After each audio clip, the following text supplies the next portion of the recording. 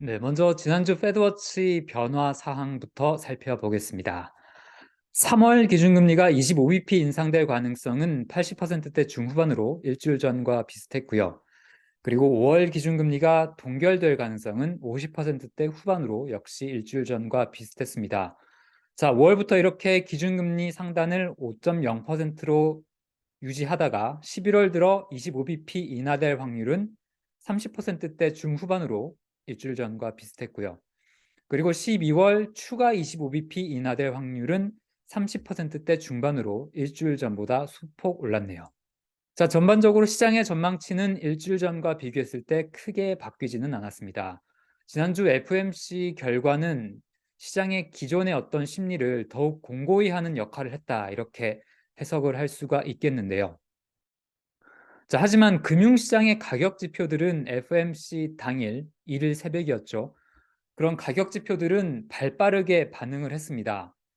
먼저 국채 금리를 보면 미국 2년물 국채 금리가 10bp 급락했고, 그리고 10년물 금리도 13bp 추락했습니다.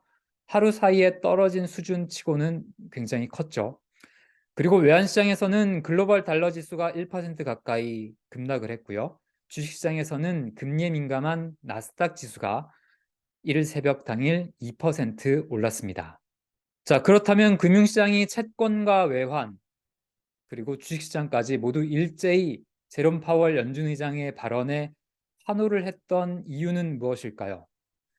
자, 파월 의장이 많은 이야기를 쏟아냈는데 그 가운데서 딱 두 단어에 시장이 꽂혔다, 시장이 크게 열광했다, 이런 분석이 나와서 소개를 해드리려고 하는데요. 오늘 이 시간에는 그것을 비롯해서 파월 의장 발언에 대한 해석 가운데 주목할 만한 분석들을 좀 모아서 종합적으로 소개를 해드리겠습니다.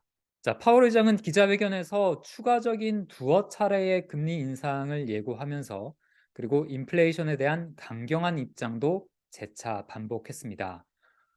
그런데 금융시장은 파월의 기쁘다, gratifying, 그리고 disinflation, 인플레이션의 둔화를 뜻하는 disinflation, 이 두 단어에 시장이 크게 환호했다라는 해석이 나왔는데요. KPMG라는 기관의 분석을 한번 보겠습니다. 자, 기쁘다는 것과 디스인플레이션이라는 두 단어가 시장을 열광에 빠뜨렸다라고 KPMG는 분석을 했는데요.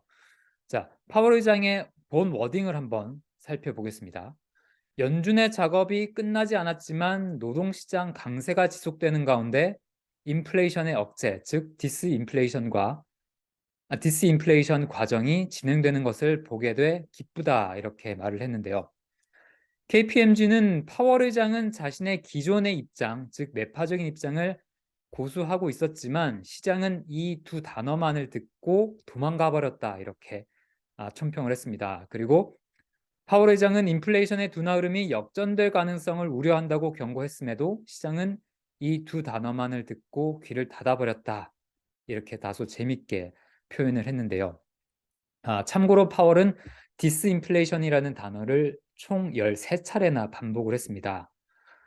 자, 잘 아시는 분일 텐데요. 펀드 스트레스의 톰 리서치 헤드는 이런 디스인플레이션이라는 단어의 반복에 대해서 파월 의장의 언어와 어조의 중대한 변화이며 연준이 현재 진행 중인 인플레이션 둔화, 즉 디스인플레이션 압력의 증대를 공식적으로 인정하는 것이었다, 이렇게 풀이를 했는데요. 자, 파월 의장의 발언 중에 조금 전 얘기해드린 두어 차례라는 표현을 주목한 곳도 있었습니다. 모건 스탠리 자산운용의 분석을 보면요. 자, 두어 차례, 커플은 일반적으로 두 번이다. 그리고 금리 인상은 3월에 될 수 있고 5월에 한 차례 더 있을 수 있겠다. 시장은 그런데 그것을, 즉 3월 또는 5월을 연준의 중단 지점을 시사한 것으로 보고 환호했다, 이렇게 풀이를 했습니다. 자, 웰스파고 분석도 연이어서 같이 보면요. 파월 의장의 전반적인 어조가 매파적인 메시지를 전달했음에도 비둘기파적이었다, 이렇게 해석을 했는데요. 파월 의장은 기자회견에서 너무 과잉 긴축하고 싶지 않다라는 발언을 쏟아냈고, 그가 그런 말을 했을 때 사람들은 모두 흥분했다, 이렇게 전했습니다. 자, BMO 캐피탈이라는 기관은 또 이렇게 분석을 했는데요.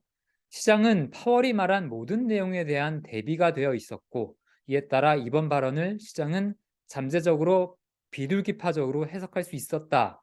이렇게 해석을 했습니다. 자, 시장은 파월 의장의 발언이 있기 전에 그가 어느 정도는 매파적인 강경 기조를 이어갈 것이다 라고 대비를 하고 있었죠. 그렇기 때문에 파월 의장의 이번 발언이 굳이 그렇게 매파적으로 들리진 않았고 오히려 비둘기파적으로 해석될 수 있었다. 이런 분석이 나오고 있습니다. 자, 그 밖에도 제롬 파월 연준 의장이 시장에 어떤 훈계를 하거나 시장과 싸우려 들지 않았다라는 점을 주목하는 그런 내용들도 있는데요. 시장과 지금 연준의 동상이몽이 계속되고 있죠. 앞으로의 연준의 금리 행보에 대해서요. 연준의 점도표상의 금리 행보와 금리 경로와 그리고 시장의 예상치는 매우 차이가 납니다. 파월 의장은 이전 회의까지만 해도 그런 시장의 전망에 대해서 좀 강하게 부정을 하면서 훈계도 하고 지적도 하고 질타도 하고 그렇게 했었는데요.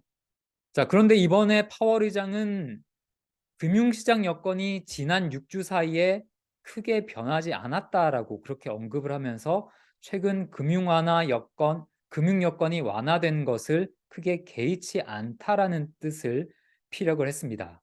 그리고 연준 점도표와 시장의 예상치가 차이가 나는 것에 대해서는 그것은 관점의 차이다라고 평가를 했는데요. 어떻게 보면 굉장히 관대해졌고 시장의 내용의 일부 어느 정도 좀 동조를 할 수 있다라는 그런 여지를 열어뒀다라고도 볼 수 있겠습니다. 자, JP 모건은 이 부분에 대해서 파월은 시장과 싸우고 싶은 기분이 아닐 것이다. 왜냐하면 자신이 시장의 인플레이션 전망을 틀렸다고 확신할 수 없기 때문이다. 이렇게 분석을 했는데요. 다소 좀 익살스럽게 꼬집었습니다.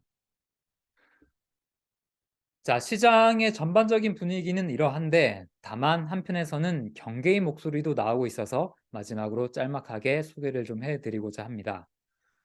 자, 시장이 연준의 빠른 피벗을 기대해서 금융 환경이 더욱더 완화될 경우 연준은 필요한 금리 인상폭이 더욱더 커질 수가 있는데요.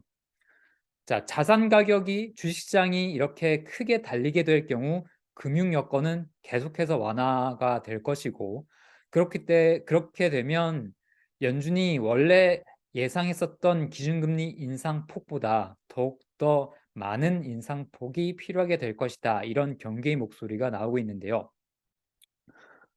실제 지난달에 크리스토퍼 월러 연준 이사도 이런 비슷한 얘기를 했습니다. 지금 더욱더 완화되고 있는 금융 여건이 경제 활동을 더욱 가속화한다면 우리가 훨씬 더 많은 것을 해야 할 것이다 라고 그렇게 언급을 했습니다. 자, 시장과 연준의 동상이몽은 표면적으로는 계속되고 있지만 파월 의장은 조금 전 말씀드린 대로 조금은 뉘앙스를 바꿔가고 있습니다. 시장의 어떤 즐거운 해석, 즐거운 기대, 환호는 당분간은 계속 이어질 것 같은데요. 저는 다음 주에 연준, 패드워치 다시 찾아뵙도록 하겠습니다. 감사합니다.